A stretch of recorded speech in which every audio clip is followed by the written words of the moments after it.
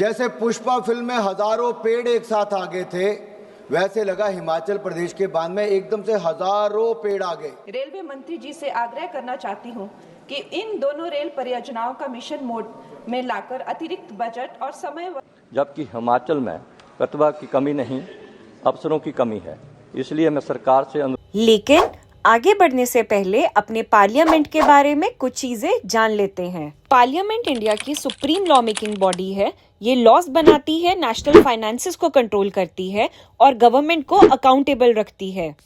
Structure of Indian parliament 3 part से मिलकर बनता है। प्रेसिडेंट ऑफ इंडिया, लोकसभा जिसे हाउस ऑफ द पीपल भी कहा जाता है, राज्यसभा जिसे काउंसिल ऑफ स्टेट्स भी कहा जाता है। लोकसभा और राज्यसभा मिलकर इंडियन पार्लियामेंट बनाती है। Lok Sabha house of the people है, जहां मेंबर्स लोगों के वोट से डायरेक्टली इलेक्ट होते हैं और यहां गवर्नमेंट बनती है और गिरती है। राज्यसभा काउंसिल ऑफ स्टेट्स है, जो स्टेट्स के इंटरेस्ट्स को रिप्रेजेंट करती है, एक परमानेंट हाउस होती है और लॉज को रिव्यू और डिबेट करके स्टेबिलिटी इंश्योर करती है। माननीय सदस्य कंगना रनौत जी। धन्यवाद अध्यक्ष महोदय जी।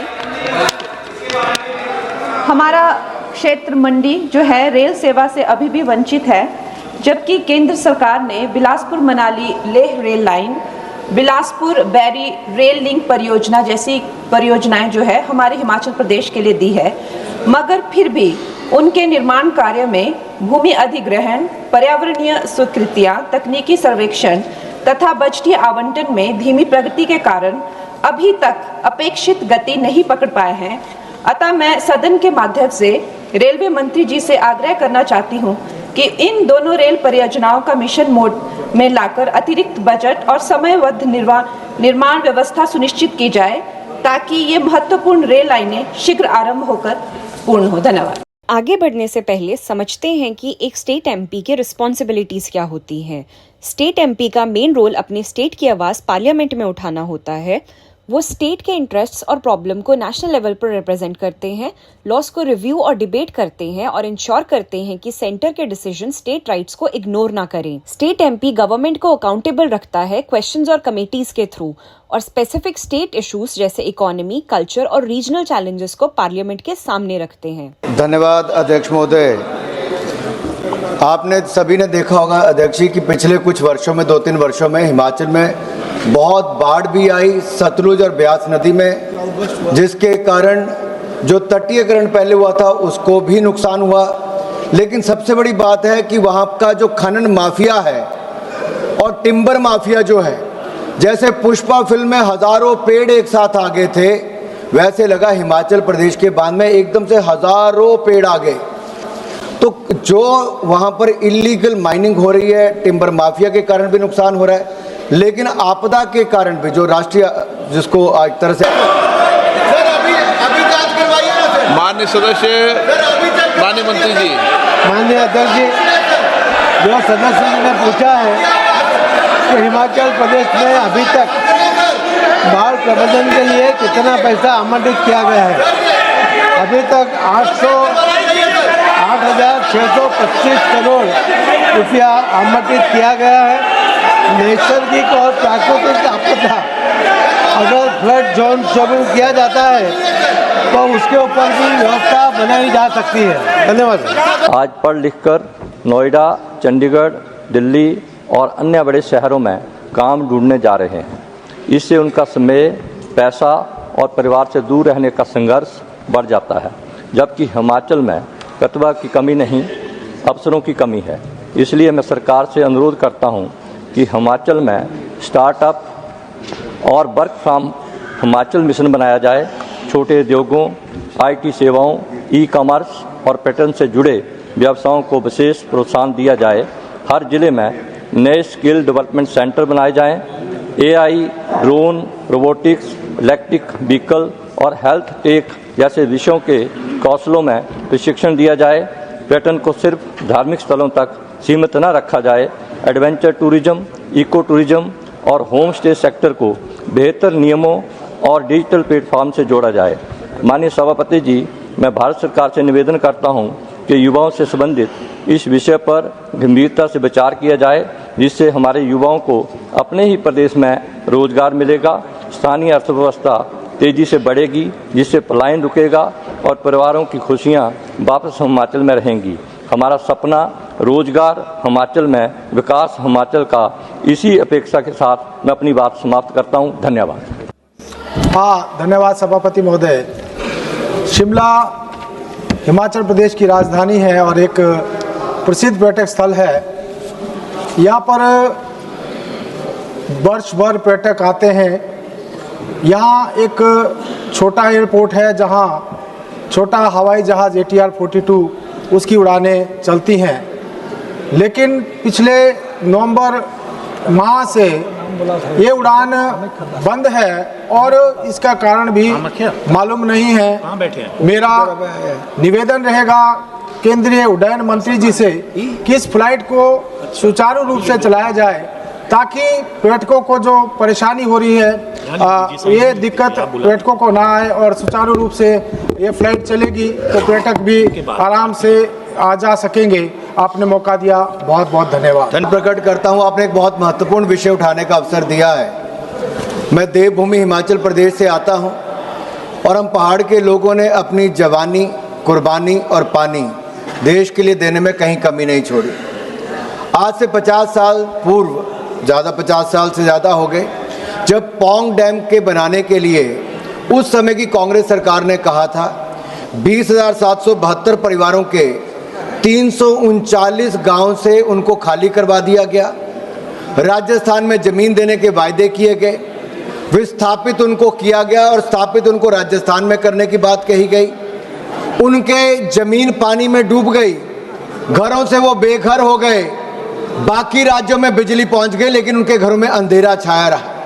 मेरा सवाल आज ये खड़ा होता है, 50 साल से ज़्यादा बीत गए, क्या कसूर था हिमाचल प्रदेश के सबसे बड़े जिला कांगड़ा के लोगों का कि अपने घर परिवार से तो वो बिछड़ गए, जमीनें चली गई, ना उनको जो वायदा किया गया था जमीन देने का राजस्थान में, ना वो जमीन मिल पाई, ना उनके घर बस पाए, ना उनको पैसा मिल पाया। आज भी 6,700 से ज़्यादा परिवार इंतजार कर रहे हैं जमीन मिलने का, स्थापित होने का। उनकी 2-2 पीढ़ियां चली गई लेकिन स्थापित नहीं हो पाए। क्या ये देश में सही हो रहा है? मैंने एक आपके सामने कितनी सरकारें आकर चलेगी, मैं भाजपा कांग्रेस की बात नहीं कर रहा, चाहे उस समय कांग्रेस का निर्णय रहा होगा, लेकिन राजस्थान में एक के बाद दूसरी सरकार आकर चली गई। लोग अपनी जेब से पैसा खर्च करते हैं राजस्थान जाके अपनी जमीन को ढूंढने के लिए।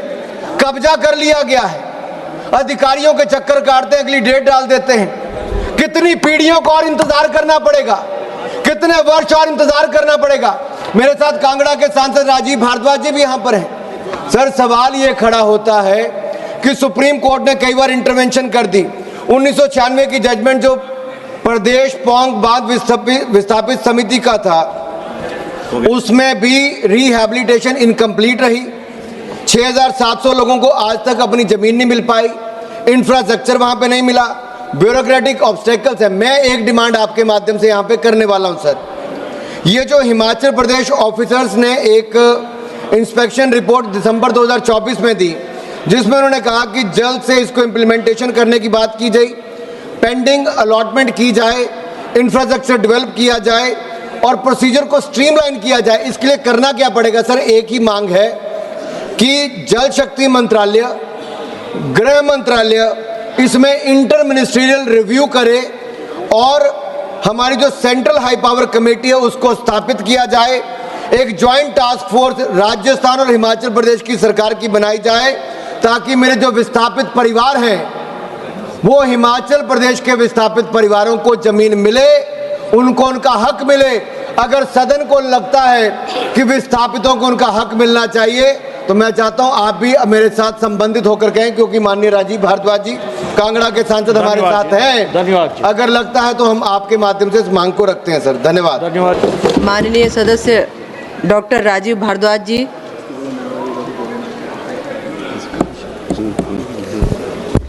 धन्यवाद सभापति महोदय।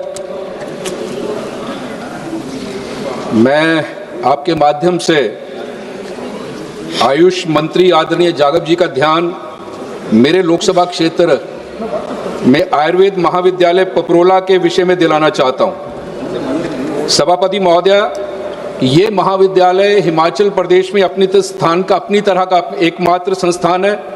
पूरा परिसर पहाड़ियों से घिरा है, हर्बल वनस्पतियों से समृद्ध है। इस महाविद्यालय को भारत सरकार के आयुर्वेद शिक्षा नियामक संस्था भारतीय चिकित्सा परिषद द्वारा मान्यता प्राप्त है। भारत के आयुष विभाग द्वारा इस महाविद्यालय को विशेष संस्थान का दर्जा दिया गया है। 5 करोड़ रुपए की अलग से निधि प्रदान की गई है। मैं केवल आपका ध्यान मंत्री जी का आपके माध्यम से दिलाना चाहता हूं, ये महाविद्यालय राष्ट्रीय महत्व का संस्थान बने। जब हमारी सरकार हिमाचल प्रदेश में थी, इसकी एक योजना बनाकर केंद्र में भेजी गई थी। वहां हिमाचल में पहाड़ी क्षेत्र के लिए योजना है आयुष विभाग की कि वहां राष्ट्रीय महत्व का एक संस्थान बने, और ये सभी पैरामीटर्स पूरा करता है। सभापति महोदया, मैं आपके माध्यम से एक और ध्यान दिलाना चाहता हूं कि ये विद्यालय एड्स जागरूकता, क्षय रोग उन्मूलन कार्यक्रम, पल्स पोलियो कार्यक्रम जैसे राष्ट्रीय स्वास्थ्य कार्यक्रमों को लागू करने में पूर्ण सहभागिता प्रदान करता है। मेरा आपके माध्यम से अंत में मैं ये कहना चाहता हूं कि ये राष्ट्रीय महत्व का संस्थान बने, यानी नेशनल इंस्टीट्यूट ऑफ आयुर्वेदा। इससे आयुर्वेद के क्षेत्र में विशेष वित्त पोषण होगा, अधिक कार्यकुशलता, गुणवत्ता एवं अनुसंधान में बढ़ोतरी होगी, और ये लोकहित में एक बहुत बड़ा निर्णय होगा। सभापति महोदया, आपके माध्यम से मैं आयुष मंत्री जी से ये प्रार्थना करना चाहता हूं। बहुत बहुत धन्यवाद सभापति महोदया।